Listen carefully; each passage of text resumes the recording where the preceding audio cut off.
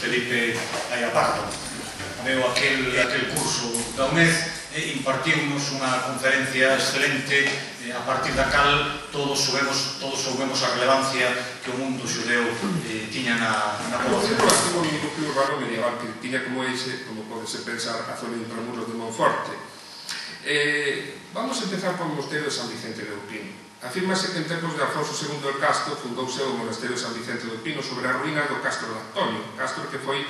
destruído por os árabes. Esta afirmación basase na copia dun documento o máis antigo de cuanto se conservan que recolle unha cláusula das actas do concilio celebrado en gobierno de López de Ferro na súa obra realizada sobre el estado dos monasterios de Galicia a final del siglo XI e principios del siguiente, en la Galicia histórica,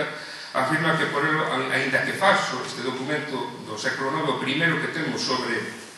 o mosteiro de San Vicente, en modo algún resulta aventurado, pero que a final do século IX, se non antes, o mosteiro xa existía. Estaba pregunta sentado 4 de maio do ano 915, celebrouse en Monforte a chamada Proba Caldaria, juicio de Dios, disputando o goberno do mosteiro de San Vicente aos monses Arioni e Hermesindo. Ben, en definitiva, datos estos os que vamos a facilitar a continuación referentes aos primeiros momentos no que con o tempo chegaría a ser o núcleo urbano de Monforte partidos e a protese, xa sabe, Monforte, delimitada, se accede a zona de Intramuros a través das portas de Villa, e dentro encontramos a tomarmos un trazado urbanístico con calles abertas, ruas abertas de cando empeza a plaza, onde se asentan os mercados. As casas por osenar pequenas, de unha ou dúas alturas, onde viven e traballan os burgueses en tiendas. Desde a refundación, o poder do mosteiro de San Vicente creceu enormemente a base de donacións e privilexios. Foron uns primeiros tempos extraordinarios por estes dieitos. Non obstante, a sombra se iba formando un núcleo urbano que co tempo seguiu un proceso similar aos de outras cidades galegas. Alcanzaría tamén unha notable prosperidade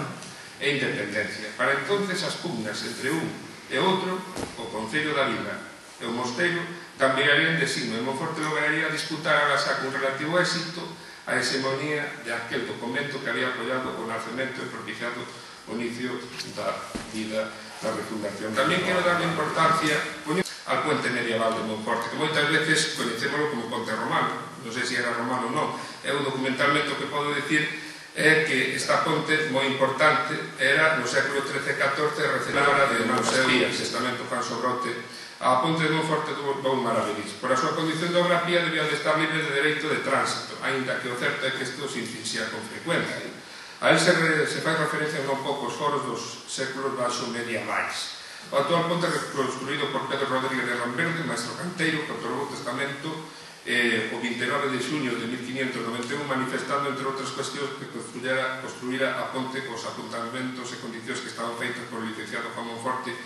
e Pedro Rodríguez. Aclara que a obra era en un principio había sido adjudicada a Alonso Rodríguez de Ramberte e fora financiada por o Concello, e que daba unha débeda de 1000 ducados. En cuanto aos arcos que ten o ponte, pois mirade, por exemplo, na relación de descripción dos estados de Lemos realizada entre 1666 e 1741 durante a vida do último conde de Lemos, do Ginés, dícese que ten 5, logo do catastro do Marqués de Ensenada, que isto é un documento moi serio, dice que, feito en 30 de abril de 1753, que era a principal da vila. Hai la principal, situada sobre el río Carle, la cual divide parte de la villa y corre desde la plazuela de los Serradores, es decir, la actual plaza del Dr. Loyanes, hasta la de las Monjas, y va a los barrios de San Antonio y Ramberte. Tiene 125 varas de largo y 7 de ancho, con 8 ojos grandes y pequeños, importantísima tamén. Comunicaba a Porta de Pescaderías e a Porta Nova. A Plaza de Pescaderías, inmediata a porta do mesmo nombre, que se lle conoce como a Cruz da Vila, a Calle da Cruz en parte, a Porta da Carnicería Tablajeros, que era como se coñecían os carniceiros en moitas ocasións na Edade Media, a Porta da Cerca, a Porta Principal, etc. E logo dentro do que é a zona de Intramuros, xa especialmente a partir do século XV, XVI e XVII, aparecen nomes como os ourianes ou oureanes, parece da raíz de ouro, traballadores, os férbeles en ouro, pode ser, ou o lugar santísimo, e xa máis recente a Plaza das Ollas, e falaremos despois da rúa do Salacá, Largo Banante e a Peña, tamén moi citada, a Plaza do Azougue, lóxicamente a Plaza de España actual, e a Plaza de Santa María, onde estuvo a Iglesia Románica de Santa María da Regua hasta a súa desgraciada demolición a mediados do século XIX, que llevamos a hacer. Ese cruceiro realmente é un dos vestixios máis importantes que quedan do comezo de San Antón, que se empezou a edificar no ano 1503. Desde logo,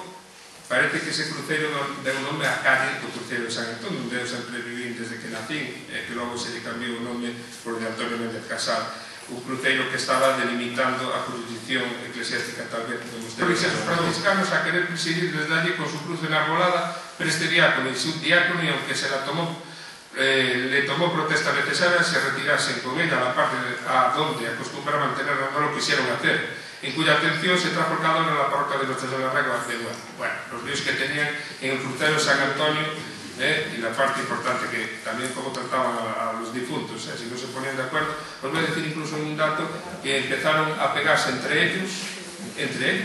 y rompieron la cruz procesional de los franciscanos. Luego os paraches novos eventos que había xa a mediados do 15 que os derriban os irmandiños e que se fan os novos na época do segundo conde de Lemos ou da terceira condesa, a fortificación medieval, que como ben sabe hai aquí xente que a conoce perfectamente como era, pois había unha primitiva que según os testigos destes procesos que vos dixen, David Fonseca ou de Provenza do segundo conde de Lemos contra María Bazán, pois se ve que quedou millor do que era antiguamente, desa do século XII ou XIII, a que se fai reconstruirse no XV, porque hai tamén unha inclinación a decir que foi a terceira condesa de Lemos a que fixo a fortificación, moitas veces oímos, pero por os testimonios que vemos aquí, foi o primeiro conde de Lemos. O primeiro conde de Lemos é o que se lle debe a maior parte do complexo fortificado que vemos hoxe, que o reconstruiu a finais do XV,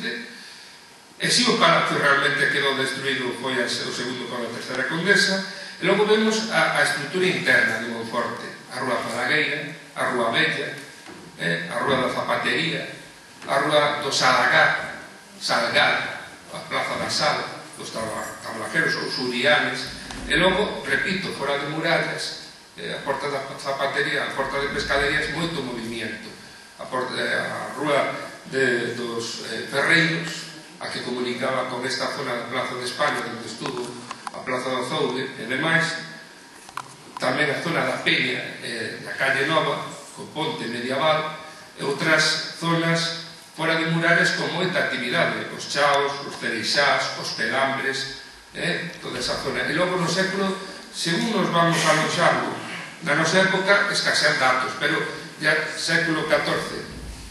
século XV, século XIII, algo tamén. E logo no século XVI, XVII, XVIII, hai moitísima documentación máis que se ve a evolución. Por exemplo, que vos decía, nestes padróns de habitantes que hai na Real Chancillería, ves a evolución de estas rúas medievais a partir do século XVI como evolucionan, do XVII máis e do XVIII máis.